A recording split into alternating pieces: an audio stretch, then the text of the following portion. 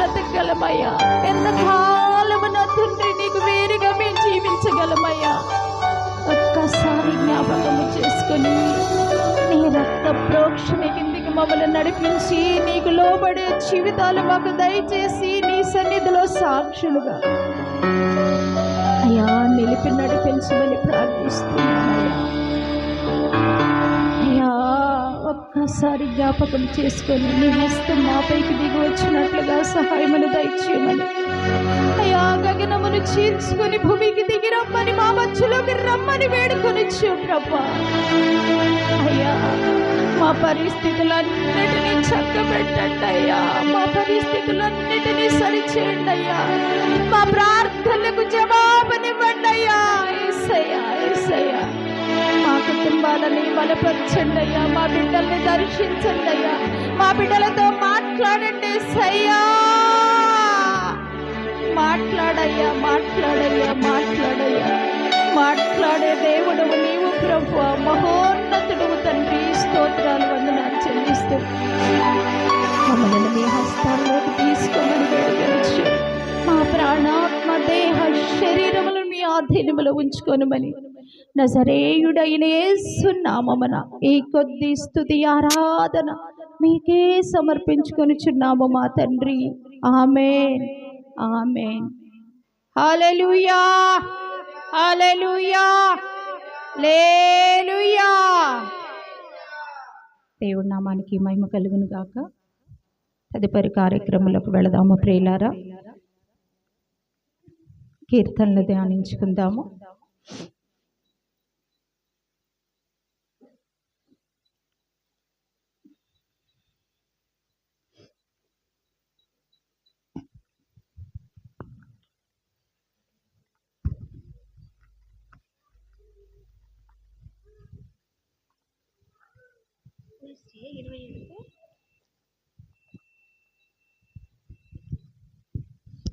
దేవుని కొందాలు, పాషగారి కొందాలు, కూడి వచ్చిన మీ అందరి కొందాలు.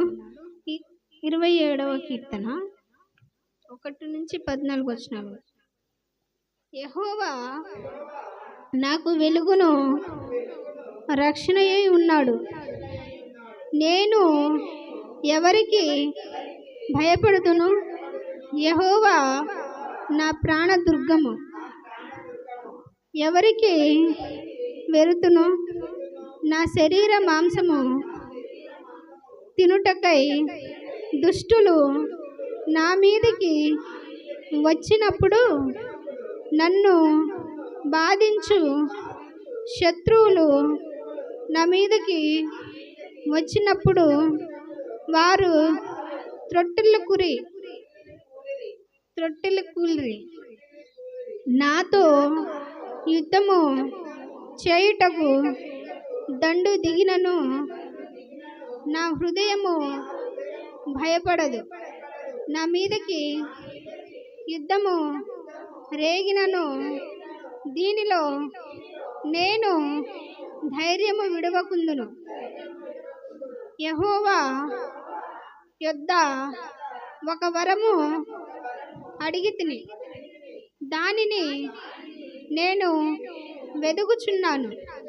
యెహోవా ప్రసన్నతను చూచుటకును, ఆయన ఆలయములో ధ్యానించుటకును నా జీవిత కాలమంతయు నేను యెహోవా మందిరంలో నివసింపగోరుచున్నాను. ఆపత్కాలమున ఆయన తన పర్ణశాలలో నన్ను దాచును. తన గుడారపు మాటున నన్ను దాచును. ఆశ్రయదుర్గము మీద ఆయన నన్ను ఎక్కించును. ఇప్పుడు నన్ను చుట్టుకొని ఉన్న నా శత్రువుల కంటే ఎత్తుగా నా తల ఎత్తబడెను. ఆయన గుడారంలో నేను ఉత్సాహధ్వని చేయుచు బలులు అర్పించెదను. నేను పాడెదను, యెహోవాను గూర్చి స్తుతిగానము చేసేదను. యెహోవా, నేను కంఠధ్వని ఎత్తి నిన్ను ప్రార్థించినప్పుడు నా మనవి ఆలకింపుము. కరుణతో నాకు ఉత్తరమిమ్ము. నా సన్నిధి వెదుకడని నీవు సెలవీయగా, యెహోవా, నీ సన్నిధి నేను వెతికెదనని నా హృదయము నీతో అనేను.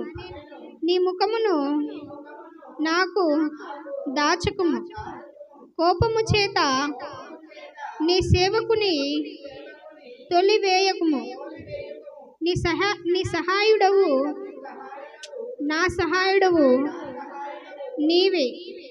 రక్షణకర్తవగు నా దేవా, నన్ను దిగనాడకుము, నన్ను విడువకుము. నా తల్లిదండ్రులు నన్ను విడిచినను యెహోవా నన్ను చేరదీయును. యెహోవా, నీ మార్గమును నాకు బోధింపుము.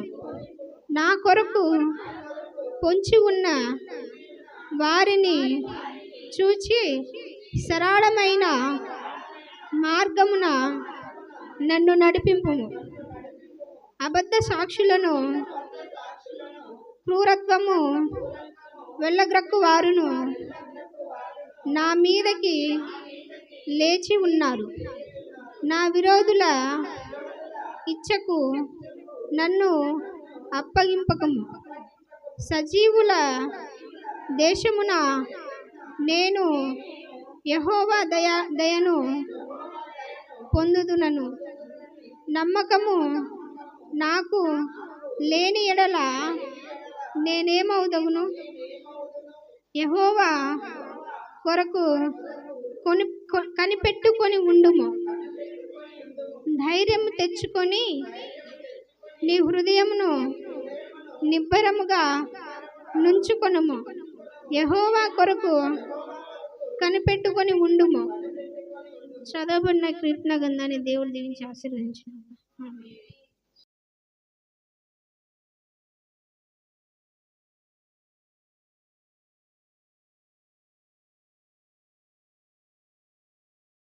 మరి ధ్యానించిన ప్రియ బిడ్డ పద్మాకి దేవుని పేరట వందనాలు చెల్లిస్తుంటున్నాను. దేవుడి బిడ్డను దీవించి ఆశీర్వదించును గాక. అలాగే చదవబడిన ఆ కీర్తనల భాగము మన ప్రతి ఒక్కరు హృదయాల్లో ఫలింపును అనుగ్రహించును గాక. ఆమేన్. తర్వాత మరి ముందున్న కార్యక్రమంలోకి వెళదాము. హల్లెలూయా కోర్సులోకి వెళదాము. ప్రతి ఒక్కరు కూడా హృదయపూర్వకంగా దేవుని వైపు మరి మన హస్తాలు చాచి ఆయన వేడుకొందాం. హల్లెలూయా. పరమ తండ్రి నీకే స్తోత్రం. పరమ తండ్రి నీకే స్తోత్రం. యేసు ప్రభువా నీకే స్తోత్రం. యేసు ప్రభువా నీకే స్తోత్రం. పరిశుద్ధాత్మా నీకే స్తోత్రం. పరిశుద్ధాత్మా నీకే స్తోత్రం. ఆశ్రయ దుర్గమా నీకే స్తోత్రం. ఆశ్రయ దుర్గమా నీకే స్తోత్రం. రాజుల రాజా నీకే స్తోత్రం. అవును ప్రభా, రాజులకు రాజు, ప్రభువులకు ప్రభుడువైన మా దేవుడవు, నీకే మహిమ కలుగును గాక. తండ్రి, ఇంతవరకు ప్రతి కార్యక్రమంలో మీరు తోడుగా ఉండి అయ్యా ప్రతి అంశాన్ని మీరు విన్నపించుకొని నీ సన్నిధానములో చేర్చుకొని ప్రతిఫలమునిచ్చిన ప్రభువా నీ పాదములకి స్తోత్రములు స్తోత్రములు స్తోత్రములు వందనములు చెల్లిస్తూ ఇంతవరకు నాయన మొదటి ప్రార్థనలోను పాటల్లోనూ దేవా, అలాగే ఆత్మ ఆరాధనలోను అయా కీర్తనల భాగంలోను హల్లెలూయా కోర్సులోను మీరు తోడుండి నడిపించిన యేసయ్యా నీకు స్తోత్రములయ్యా, నీకు వందనాలు చెల్లిస్తూ వాక్య ధ్యానంలోకి మేము వెళుచు ఉండగా అయ్యా మమ్మల్ని మీ సిలువ సాటును మరుగుపరుచుకొని వినగలిగే చెవులు, గ్రహించే మనస్సు నాకు మాకు దయచేసి మీరే మాట్లాడి మహిమ ఘనత కీర్తి ప్రభావములు పొందుకొనమని ప్రభు రక్షకుడైన యేసు నామమున ప్రార్థించి వేడుకొనిచున్నాము పరమ తండ్రి. ఆమేన్ ఆమేన్. హల్లెలూయా హల్లెలూయా.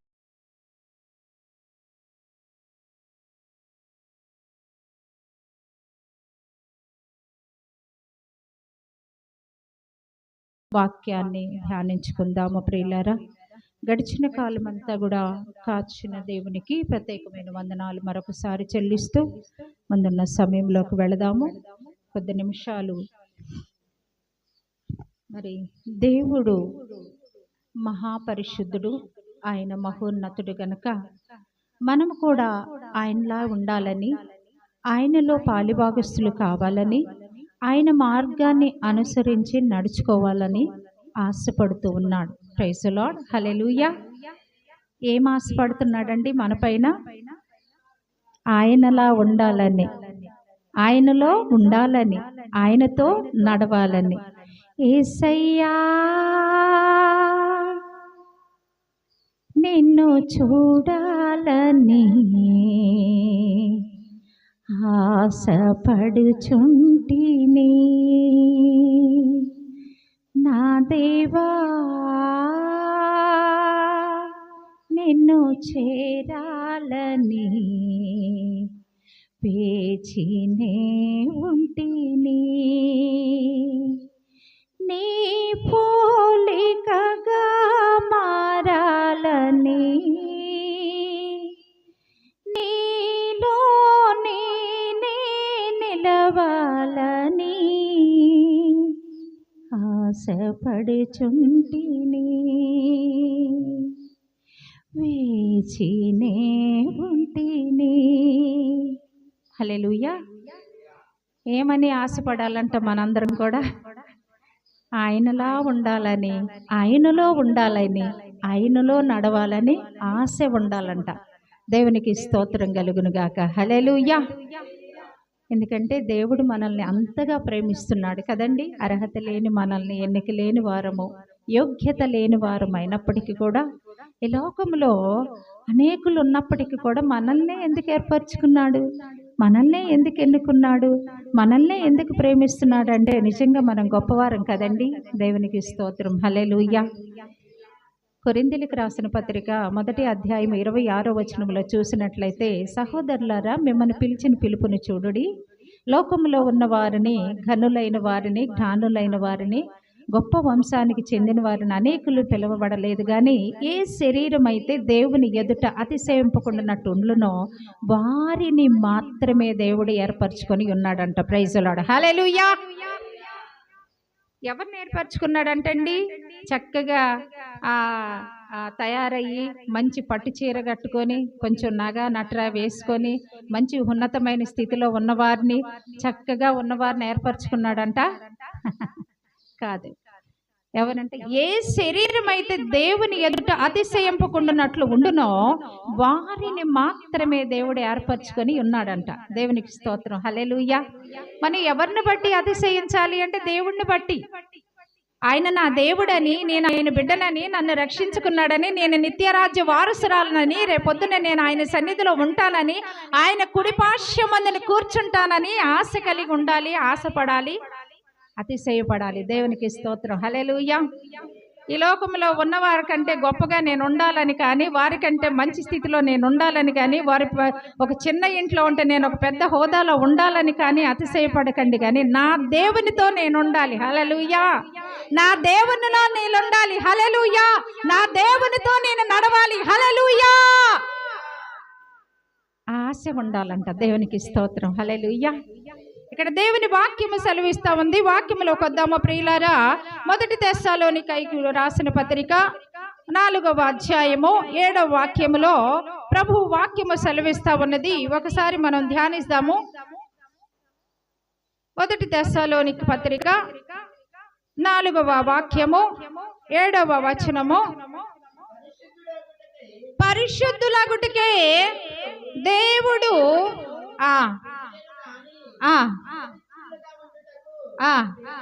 దేవునికి స్తోత్రం. హల్లెలూయా.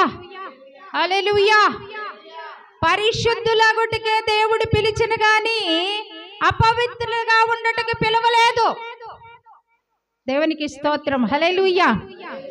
ఎందుకు అలా పిలిచాడంటే ఆయన పరిశుద్ధుడు పరిశుద్ధుడు పరిశుద్ధుడని నిత్యం కూడా ప్రధాన దూతల చేత పొగడబడుతూ కొనియాడబడి కీర్తింపబడుతున్న దేవుడు గనక, ఆయనను ఆరాధించేవారు పరిశుద్ధ జీవితం కలిగి ఉండాలి గనక, ఆయన పరిశుద్ధమైన పిల్లలతో నివసించే దేవుడై ఉన్నాడు గనక మనం ఏం చేయాలండి? పరిశుద్ధులమై ఉండాలని ఆశపడుతూ ఉన్నాడు. హల్లెలూయా. ఆయన పరిశుద్ధుడు గనక మనమును పరిశుద్ధమైన జీవితం జీవించటానికి ఇష్టపడాలి ప్రియులారా. హల్లెలూయా. మనల్ని పిలిచింది ఎందుకండి? ఈ లోకముతో సావాసము చేయటానిక, ఈ లోక మాలిన్యముతో అంటుకొని జీవించటానిక, ఈ లోక అపవిత్రతతో మునిగిపోవటానికి పిలవలేదు కానీ పరిశుద్ధమైన జీవితం జీవించటానికే, పరిశుద్ధులైన పిల్లల వలె ఉండటానికే మనల్ని ఆయన పిలిచి ఉన్నాడు. దేవునికి స్తోత్రం కలుగును గాక. హల్లెలూయా. ఆయన పిలుపుకి తగిన జీవితం మనలో లేకపోతే ఆయన మనతో ఉంటాడా? దేవునికి స్తోత్రం. హల్లెలూయా. మనం ఉండే చిన్న గృహము పరిశుద్ధంగా లేకపోతే, శుభ్రంగా లేకపోతే మనమే నివసించలేమే. పాపులమో అల్పులమో అయోగ్యులమైన మనమే నిలవలేమే. పరిశుద్ధుడు, ఏ పాపం లేనివాడు, మహాపరిశుద్ధుడైన దేవుడు మనలో ఎలా నివాసం చేస్తాడు? దేవునికి స్తోత్రం. హల్లెలూయా. నీ దేహం ఏమై ఉన్నదంట? దేవుని ఆలయమై ఉన్నది. ఆలయాన్ని ఎలా ఉంచాలి? శుభ్రంగా ఉంచాలా లేదా? ఈ మందిరం ఎందుకు శుభ్రం చేసుకున్నాం, చక్కగా ఊడ్చుకున్నాం, కడుక్కున్నాం, తుడుచుకున్నాం, పట్టలు వేసుకున్నాం, కూర్చున్నాం? ఎందుకంటే పరిశుద్ధుడు నివసించే స్థలము పరిశుద్ధంగా ఉండాలి గనక. దేవునికి స్తోత్రం. హల్లెలూయా. అదే 1 తెస్సలోనికి రాసిన పత్రిక 5వ అధ్యాయము 9వ వాక్యములో కూడా చూస్తే, ఎందుకనగా మన ప్రభువైన యేసుక్రీస్తు ద్వారా రక్షణ పొందుటకే దేవుడు మనలను నియమించను గాని ఉగ్రత పాలగుటకు నియమింపలేదు. దేవునికి స్తోత్రం. హల్లెలూయా. హల్లెలూయా. మనం ఉగ్రత పాలవటానికి రక్షించబడ్డామా? నరకానికి వెళ్ళడానికి రక్షించబడ్డామా? పరలోక రాజ్యం కోసం మనం రక్షించబడ్డామా? ఎక్కడికి వెళదాం అనుకుంటున్నాము? పరలోక రాజ్యం వెళ్ళాలంటే ఎలా జీవించాలి? మనము పరిశుద్ధులై జీవించాలి. అటువంటి పరిశుద్ధత కోసం ప్రయాసపడాలి ప్రియులారా. హల్లెలూయా. ఇక్కడ యేసుక్రీస్తు ద్వారా రక్షణ పొందుటకే. ఎందుకంటే పాప రోత జీవితాలతో నశించిపోవలసిన మనము రక్షించబడి ఉన్నామంటే ఇది మన వలన కలిగినది కానీ కాదు, దేవుని యొక్క వరమే. దేవునికి స్తోత్రం. హల్లెలూయా. ఆయన కరుణించకపోతే, ఆయన కనికరించకపోతే, ఆయన మన మీద జాలి పడకపోతే, ఆయన మనల్ని ప్రేమించకపోతే మనం ఈ దినాన రక్షించబడే వారమేనా? కాదు. దేవునికి స్తోత్రం కలుగును గాక. ఆయన కృప ద్వారానే మనం రక్షించబడి ఉన్నాం. Praise the Lord. హల్లెలూయా. ఇది మన వలన కలిగినది కాదు, మన నీతో భక్తో బలమో శక్తో హోదాలో కాదండి. ఇదే నా అంగట్లో ఏదైనా కొనుక్కోగలము, దేవుని ప్రేమను కొనలేము, దేవుని రక్షణ కొనలేము, ఆయన సన్నిధిని కొనలేము. దేవునికి స్తోత్రం కలుగును గాక. హల్లెలూయా. ఆయన రక్షణని ఆయన అంటాడు, ఆయన రక్షణని నిర్లక్ష్యం చేసిన ఎడల ఎలా తప్పించుకుంటాం? రక్షించి ఇష్టానుసారంగా జీవిస్తే, లోకంలో జీవిస్తే, లోకులతో జీవిస్తే, లోకంలో కలిసిపోతే మనం ఆయన సన్నిధిలో నిలవబడగలమా ప్రియులారా? ఆయన సన్నిధికి చేర్చబడగలమా? లేదు. అందుకనే మనం ప్రత్యేకించబడిన వారము గనుక ప్రత్యేకపరచబడిన వారముగా మనం ఉండాలి. హల్లెలూయా. దేవునికి స్తోత్రం.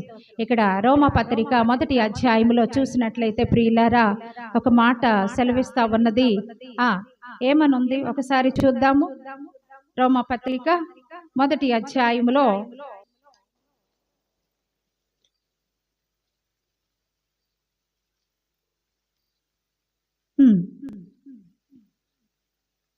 ఇక్కడ చూసినట్లయితే ప్రియులారా,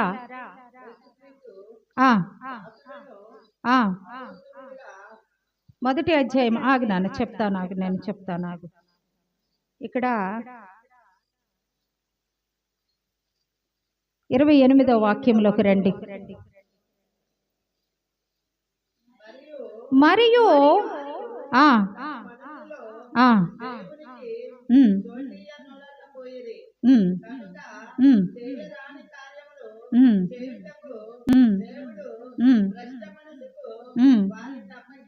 దేవునికి స్తోత్రం కలుగును గాక. హల్లెలూయా.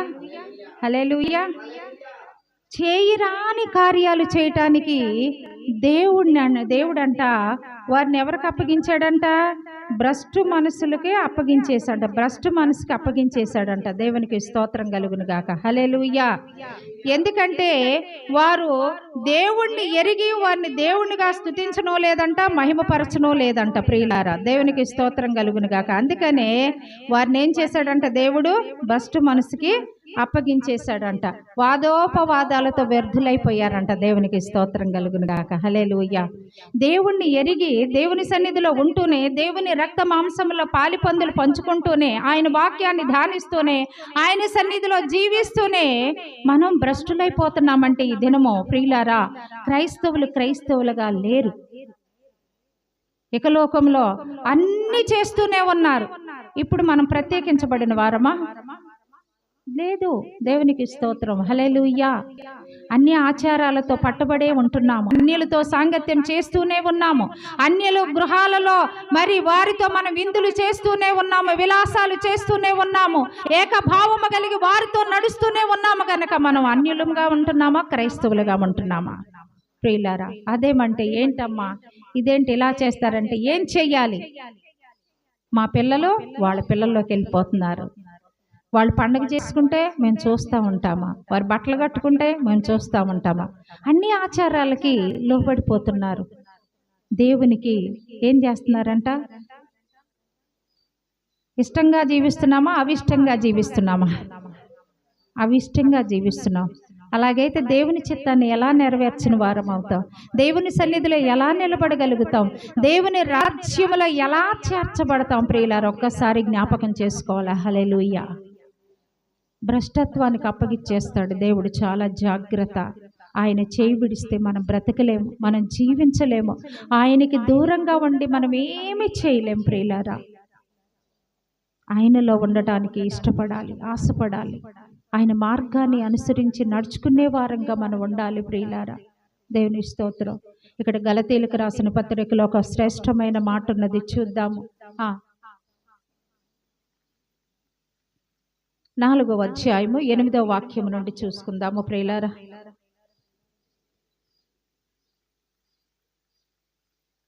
4వ అధ్యాయము 8వ వచనము నుండి చదువుకుందాము.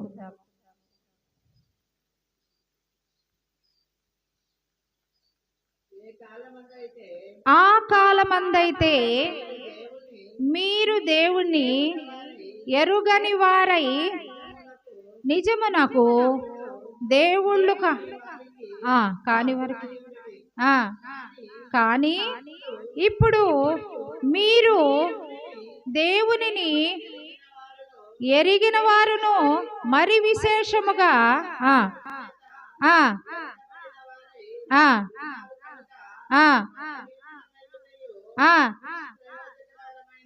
ఆ, ఆ, మరలా తిరుగనేలా మునుపటి వలె మరలా వాటికి దేవునికి స్తోత్రం. హల్లెలూయా. అప్పుడంటే ఆయన్ని ఎరగక ముందు ఇష్టానుసారంగా జీవించాం, అందరిలో కలిసి తిరిగాం, అన్ని పండుగలు ఏకీపించాం, అన్ని ఫంక్షన్లకు వెళ్ళాం, అన్ని విందుల్లో విలాసాలతో ఏకీపించాం. కానీ ఇప్పుడు మనం ఎవరు? మరి దేవుని బిడ్డలకైతే ప్రత్యేకత ఏది? ఆయన పిలుచుకున్నాడుగా. ఆయనకి తగిన పిలిపేది? ఆయన పిలుపుకు తగినట్టు జీవితం ఏది? ఎలా క్రైస్తవులమయ్యాం? ఎలా దేవుని బిడ్డలమయ్యాం? ప్రత్యేకత ఏది మనకి? దేవునికి స్తోత్రం. ఆయన అంటున్నాడు కీర్తనలో మొదటి వాక్యం చదువుకోండి చాలు. రోజు క్రైస్తవ జీవితానికి ఏం చేయాలంట? దుష్టుల ఆలోచన చొప్పున నడవక, పాపుల మార్గం నిలవక, అపహాసకులు కూర్చుండి చోట కూర్చుండక, ఇంకేం చేయాలంట? దేవారాత్రములు యెహోవా ధర్మశాస్త్రములు ధ్యానించువాడు. అయ్యో పాపాత్ముడా, ఎవరంట? ఆ ధన్యకరమైన జీవితం మనలో ఉందా? ఖచ్చితంగా నాలో ఉంది. నేను దేవుడితో రోషంగా బ్రతుకుతున్నాను అన్నవారు చెయ్యొద్దండి. స్తోత్రం. హల్లెలూయా. అబ్బా, ఒక్కడ నా సహోదరుడు లక్ష్మణ్ ఎత్తాడు. దేవుడు ఆ బిడ్డని దీవించి ఆశీర్వదించునుగాక. ఆమేన్. అంటే మీ అందరు క్రైస్తవులు కాదు, దేవునికి లోబడట్లే, అన్నిట్లో ఏకీపిస్తున్నారా? ఏమనుకుంటున్నారు? మీరు ఎక్కడికి వెళదాం అనుకుంటున్నారు? పరలోక రాజ్యానికా లేకపోతే ఉగ్రత పాలవుదాం అనుకుంటున్నారా? మీరే నిర్ణయం తీసుకోవాలి. మీకు చెయ్యెత్తే దమ్ము లేకపోయిందంటే దేవునికి లోబడట్లే. అయితే దేవుని యందు భయభక్తులు లేవు. దేవుడు ఎలా బ్రతికిస్తాడు మనల్ని, ఎలా కార్యాలు చేస్తాడు, మన జీవితాలను ఎలా మారుస్తాడు, ఎలా నిత్య రాజ్య వారసులుగా చేస్తాడు. దేవునికి స్తోత్రం. హల్లెలూయా. ఈ విషయంలోనంట ఆయనకంట నేను చదువుతాను. మీరు దినములను, మాసములను, ఉత్సవ కాలములను, సంవత్సరములను ఆచరించుచున్నారు. మీ విషయమై నేను పడిన కష్టము వ్యర్థమైపోయినేమో అని మిమ్మును గూర్చి భయపడుచున్నాను. హల్లెలూయా. అయ్యో నా పిల్లలారా, ఎవరండి బాధపడుతున్నాడు? భక్తుడు బాధపడుతున్నాడు. అయ్యో మీ విషయమై నాకు భయము కలుగుతుంది, మీరు అలాగ అయిపోతున్నారు అని చెప్పేసి. దేవుని స్తోత్రం. హల్లెలూయా. ఇక్కడ అంటాడు ఒక భయంకరమైన మాట ఉన్నది. ప్రకటన గ్రంథం 2వ అధ్యాయంలో ఉంటే ఎచ్చగానైనా ఉండండి, లేకపోతే చల్లగానైనా నులివేస్తున్న స్థితిలో ఉంటే ఏమైపోతారంట? అందుకేనే మొదటి ప్రేమ మీలో లేదు కనుకనే మీ మీద ఏమేస్తానంటున్నాడు? ఉమ్మి వేస్తానంటున్నాడు దేవుడు. దేవుని స్తోత్రం కలుగును గాక. హల్లెలూయా. చాలా జాగ్రత్తగా ఉండాలి దేవుని పిల్లలు. మనం పరిశుద్ధులగటికే పిలువబడ్డాము కానీ అపవిత్ర జీవితం జీవించటానికి కాదండి. దేవునికి స్తోత్రం. ఒక అపవిత్రమైన జంతువు వాటి నుంచి వెళతా ఉంటే దూరంగా పారిపోతామే. పనికిరానటువంటి మనమే పరిశుద్ధుడైన దేవునితో ముఖాముఖిగా రేపు ఆయన రానయ్యుండగా ఆయనతో జీవించాలంటే, ఆయనలో నిలబడి ఉండాలంటే మనకి ఎటువంటి పరిశుద్ధమైన జీవితం కావాలో ఒకసారి జ్ఞాపకం చేసుకోనండి ప్రియులారా. దేవునికి స్తోత్రం కలుగును గాక. హల్లెలూయా. ఎఫెసీయులకు రాసిన పత్రిక 2వ అధ్యాయం 8వ వాక్యంతో చూస్తే, మీరు విశ్వాసము ద్వారానే కృప చేతన రక్షించబడి ఉన్నారు. ఇది మీ వలన కలిగినది కాదు, దేవుని వరమే. దేవుడు మనకు అనుగ్రహిస్తే వచ్చిన రక్షణ ఇది. ఆ రక్షణ నిర్లక్ష్యం చేస్తే ఎలా తప్పించుకుంటాం? భయంకరమైన దినాల్లో జీవిస్తూ ఉన్నాం ప్రియులారా. దేవుని రాకడ సమీపముగా ఉన్నది. ఆయన లేఖనాలు నెరవేర్చబడుతూ ఉన్నాయి. ఇంకా మనలో మార్పు కలగకపోతే, మార్పు మనలో రాకపోతే, మనము ఆయనకి తగిన జీవితాలు జీవించకపోతే తప్పించుకోలేము. దేవునికి స్తోత్రం కలుగును గాక. హల్లెలూయా. ఆయన రోషం కలిగిన దేవుడు, మహాపరిశుద్ధుడు. అటువంటి రోషం కలిగిన క్రైస్తవులుగా మనం జీవించాలి. హల్లెలూయా. అంటారు, అమ్మా వాళ్ళు చెప్పినట్టు వినకపోతే, వాళ్ళు ఫంక్షన్లకి వెళ్ళకపోతే, వాళ్ళ ఇంట్లో భోజనం చేయకపోతే మాతో మాట్లాడరు. పోనీ మాట్లాడకపోతే మరీ మంచిది. మాట్లాడిన కానించి అన్ని సొడ్లు వస్తూ ఉంటాయి. దేవుని స్తోత్రం కలిగి దేవునితో మాట్లాడండి దినమంతా కూడా. దేవునికి మహిమ కలుగును గాక. లేవికాండం 19:2 చూసినట్లయితే మీరు పరిశుద్ధులై ఉండవలెనని మీ దేవుడైన యెహోవాను నేను పరిశుద్ధుడనై ఉన్నాను, మీరును పరిశుద్ధులై ఉండమని ప్రభు ఆజ్ఞాపిస్తూ ఉన్నాడు. నా ఆజ్ఞలను గైకొనమంటున్నాడు. దేవునికి స్తోత్రం కలుగును గాక. లేవికాండం 20:26 చూస్తే మీరు నాకు పరిశుద్ధులై ఉండవలెనని యెహోవాను నేను పరిశుద్ధుడను, మీరు నా వారై ఉండునట్లు అన్య జనంలో నుండి మిమ్మల్ని వేర్పరిచితిని. మళ్ళీ అన్యులతో వెళ్తానంటే ఎలాగా? అన్యులతో జీవిస్తానంటే ఎలాగా? అన్ని జనాల నుంచి వేర్పరిచినాడు కదా దేవుడు. మరలా వాళ్ళతో సావాసం చేస్తే పరిశుద్ధత మనకెక్కడుంటుంది? అపవిత్రత పాలైతే ప్రభు సన్నిధిలో ఎలా నిలబడగలుగుతాం? ఆయన సన్నిధిలో ఎలా ఉండగలుగుతాం? ఆయన స్వరాన్ని ఎలా వినగలుగుతాం? ఆయన ముఖ దర్శనాన్ని ఎలా చూస్తాం? దేవునికి స్తోత్రం కలుగును గాక. హల్లెలూయా. భక్తుడైతే రేయి మొదటి జామునే లేచి నా తండ్రి సన్నిధిలో నేనెప్పుడు సాగిటపడాలా, ఆయన స్వరాన్ని ఎప్పుడు వినాలా, ఆయన ముఖ దర్శనాన్ని ఎప్పుడు చూడాలని ఆతృత పడ్డాడంట. కానీ మనమేం చేస్తున్నాం? ఎవరితో సహవాసం చేస్తున్నాం? యోబు గారికి ఎన్నో శ్రమలు వచ్చాయి, ఎంతో కష్టం వచ్చింది, కుటుంబం అంతా వెలివేసింది, భార్య దూరం అయిపోయింది, స్నేహితులు దూషించినారు. అయినప్పటికీ తండ్రి సన్నిధిని విడవలేదు, ప్రార్థించటం మానలేదు, పరిశుద్ధతని పోగొట్టుకోలేదు. సమాధానంగా జీవించగలిగాడంటే తండ్రితో సహవాసం చేశాడు కానీ అన్యులతో చేయలేదు, లోకంలో జీవించలేదు. ప్రియులారా, రెట్టింపు ఆశీర్వాదాన్ని పొందుకొని ఉన్నాడు. దేవునికి స్తోత్రం కలుగును గాక. హల్లెలూయా.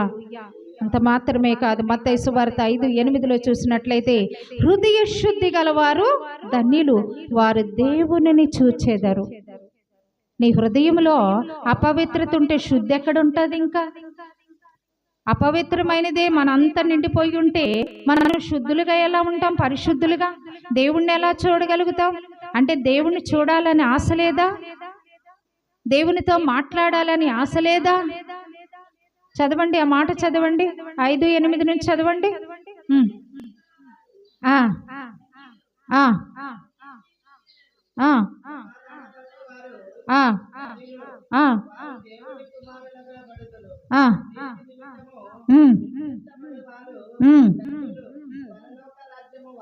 దేవునికి స్తోత్రం. హల్లెలూయా. ఎలాంటి వారదంట పరలోక రాజ్యము? నీతి నిమిత్తము హింసపడి వారు ధన్యులు. ఒకవేళ శ్రమ వస్తే రానివ్వండి, ఎందుకంటే వాళ్ళతో ఉండట్లేదని, వాళ్ళ దగ్గరికి రావట్లేదని నిందించనివ్వండి, తిట్టనివ్వండి, కొట్టనివ్వండి, ఏమన్నా చేయనివ్వండి. పరిశుద్ధ జీవితాన్ని మాత్రం కోల్పోవద్దు ప్రియులారా. దేవునికి స్తోత్రం. హల్లెలూయా. పరలోక రాజ్యము వారిది అని అంటున్నాడు, మందిరి అని చెప్పట్లే. దేవుని స్తోత్రం. హల్లెలూయా. ఇక్కడ అంటాడు, దేవుని వాక్యము సెలవిస్తా ఉంది. జపన్య గ్రంథము 2వ అధ్యాయము 1వ వచనములో చూస్తే ఒక శ్రేష్టమైన మాట ఉన్నది ప్రియులారా. భయము కలుగుతున్నది చూస్తూ ఉంటే. చదవండి, ఆ మాట చదవండి.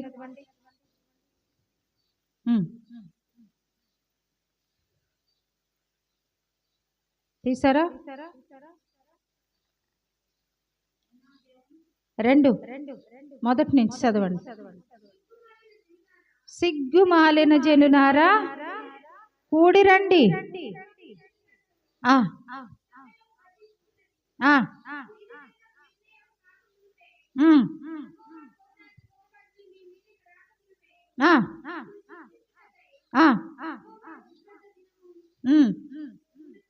రాకమునిపే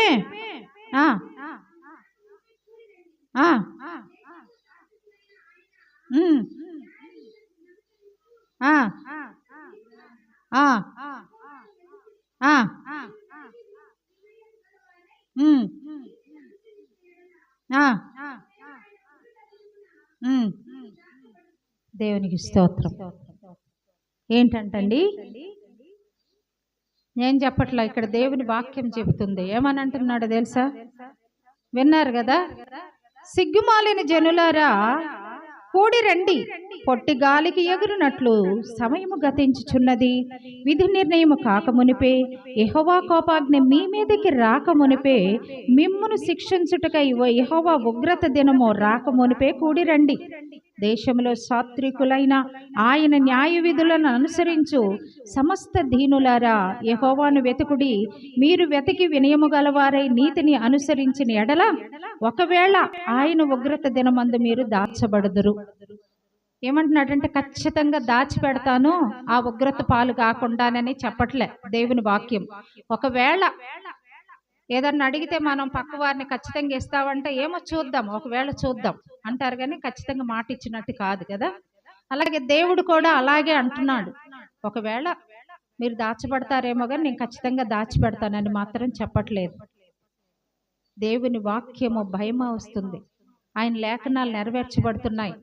భయంకరమైన దినాల్లో జీవిస్తూ ఉన్నాం కదా, చూస్తూ ఉన్నారు కదా వార్తలు, యూట్యూబ్లు అన్నీ పెడతా ఉన్నారు. క్రైస్తవులు అనే వారిని ఎలా హింసిస్తున్నారు, ఎలా చంపేస్తున్నారో, మందిరాలను కూల్చివేస్తున్నారు, బైబిల్ కాల్చివేస్తున్నారు. కొద్ది రోజుల తర్వాత వాక్యం ఉండదు, మనం సరిచేసుకోవటానికి సమయం లేదు. ఆయన రాకడ ఎప్పుడో తెలియదు. వినయము గలవారై ఉన్న ఎడల మిమ్మును మీరు సరి చేసుకుంటే ఒకవేళ దాచబడతారు, లేకపోతే ఉగ్రత పాలవుతారు. జాగ్రత్త ప్రియులారా, ఎన్నో రాబోతున్నాయి. వాటన్నిటిలో మనం సురక్షితంగా దాచబడాలి అంటే దేవుని యందు భయము భక్తి కలిగి ఆయన వాక్యానుసారంగా జీవిస్తూ ఆయనలో నిలిచి ఉంటేనే కనుక మనం తప్పించబడతాం. హల్లెలూయా, హల్లెలూయా. నీతిని అనుసరించి మనకు శ్రమ వచ్చిందనని నీతి తప్పిపోవడానికి వీలు లేదు. ఆకలి దప్పులు గనవారు ధన్యులు అని అంటున్నాడు. అన్నం ఉన్నా లేకపోయినా, తిండున్నా లేకపోయినా, వస్త్రాలున్నా లేకపోయినా, డబ్బున్నా లేకపోయినా, దేవునితో ఉంటే నీకు అన్నీ ఇస్తాడు. దేవునికి స్తోత్రం, హల్లెలూయా. ఈ లోకానికి భయపడి లోక స్నేహము ఆయనకి వైరమంట. ప్రియులారా, లోక సహవాసము దేవునికి వైరముగా ఉన్నది. నీ దేవుడికి వైరమైనది నీకు వైరము కాదా? నువ్వు ప్రేమిస్తావా? చెప్పండి, ప్రేమిద్దామా లోకాన్ని? ఇద్దరికి దాసులే ఉండట అసాధ్యమనని దేవుని వాక్యం సెలవిస్తూ ఉంది. మరి ఎలా ఉందాం? లోకంతో ఉందామా, దేవునితో ఉందామా? జాగ్రత్త. దేవునికి స్తోత్రం కలుగును గాక. హల్లెలూయా.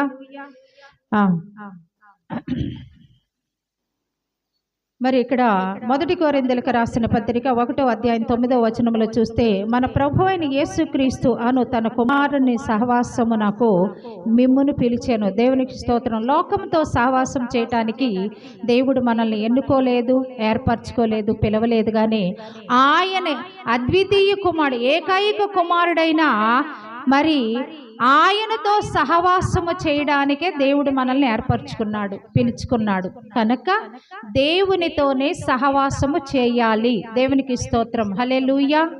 ఆయన వాక్యానుసారమైన జీవితాలు జీవించాలి. ఆయన పరిశుద్ధుడు గనక పరిశుద్ధమైన జీవితం జీవించటం నేర్చుకోవాలి. దేవునికి స్తోత్రం, హల్లెలూయా. అప్పుడే మనం ఆయన పిల్లలుగా ఉండగలుగుతాం, ఆయన ఉగ్రతలో తప్పించబడతాం, ఆ నిత్య రాజ్య వారసులుగా మనం నిలబడగలుగుతాం, 1000 ఏళ్ల పరిపాలనలో మనం జీవిస్తాం. ప్రియులారా, జాగ్రత్త. దేవుడు మాట్లాడుతూ ఉన్నాడు.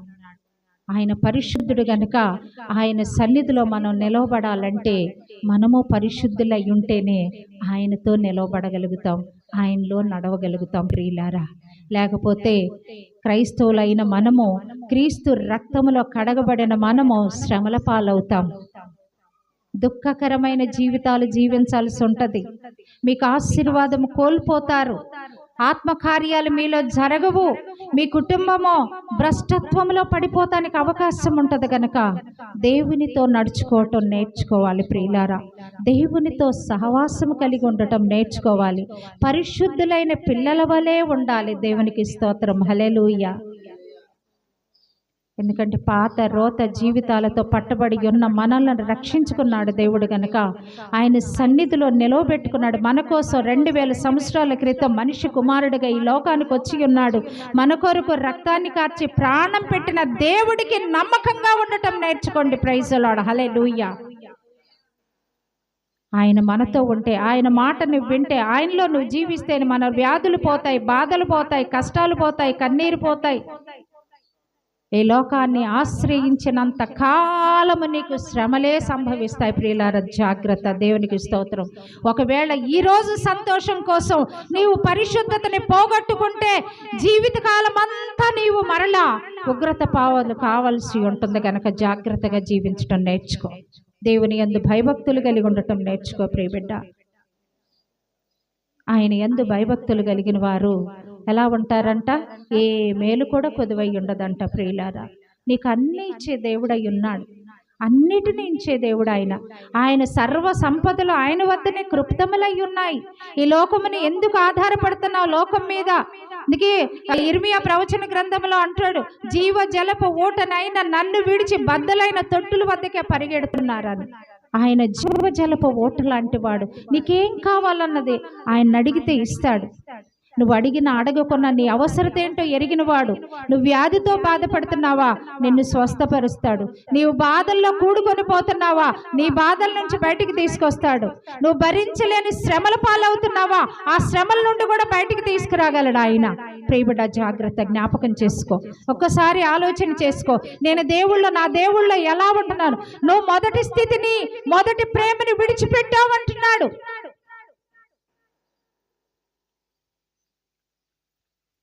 దేవుడు నమ్మదగినవాడు. ఏ స్థితిలోనైనా నమ్మదగినవాడు. అవమానాలు వచ్చినా, నిందలు వచ్చినా, వ్యాధి వచ్చినా, బాధ వచ్చినా, శ్రమ వచ్చినా, తొదక నీ ఇంటి వారు నిన్ను విడిచినా ఆయన నిన్ను విడిచిపెట్టేవాడు కాదు. జ్ఞాపకం చేసుకోనండి. దేవునికి స్తోత్రం కలుగును గాక. నీవు లోకంతో జీవిస్తూ నాకు శ్రమలు వచ్చాయి అంటే నీ శ్రమలు పోవు. నువ్వు లోకంలో అపవిత్రతలో జీవిస్తూ నా జీవితంలో కార్యాలు కావట్లేదంటే నీ జీవితంలో కార్యాలు జరగవు. నువ్వు దేవునితో ఎప్పుడైతే ఆయనతో జీవిస్తావో, జీవించటం నేర్చుకుంటావో, అప్పుడు నీ జీవితంలో ఆత్మకార్యాలు చూడగలుగుతావు. దేవునికి స్తోత్రం కలుగును గాక. భక్తుడు అంటున్నాడు, శక్తి చేత కాదు, బలము చేత కాదు, కానీ నా ఆత్మ ద్వారా దీన్ని నేను చేతును అనని. దేవుని ఆత్మ సహాయముతో రాజ్యాలను జయించవచ్చు. Praise the Lord. హల్లెలూయా. దేవుని ఆత్మ ద్వారా సమస్తమును మనం జయించగలవచ్చు. మనం సమస్తం పొందుకోగలము. ప్రియులారా, ఆత్మ నీలో ఉండాలంటే నువ్వు పరిశుద్ధ జీవితం జీవించాలి. నువ్వు పరిశుద్ధ జీవితం జీవించగలిగితేనే ప్రభు ఆత్మ నిన్ను వేలుతుంది. నీ హృదయంలో నివాసం చేస్తాడు గనక, ఆయన నీతో ఉంటాడు గనక నీకు ఏది కూడా తక్కువ చేసే దేవుడు కానే కాదు. దేవునికి స్తోత్రం కలుగును గాక. హల్లెలూయా. దేవుని కుమారులుగా పిలువబడాలి అంటే దేవుని పోలిక కలిగి ఆయన సాక్షులుగా మనం జీవిస్తేనే, ఆయనలో మనలో ఆయన పరిశుద్ధ అలంకరణతో మనం నిలవబడితేనే మనం జయించగలుగుతాం ఈ శ్రమలన్నిటిని కూడా. ప్రియులారా, దేవునికి మహిమ కలుగును గాక. ఆ రీతిగా పరిశుద్ధ జీవితం జీవించాలని దేవుడు ఇష్టపడుతున్నాడు కనుక ఆయన ఇకనైనా రండి.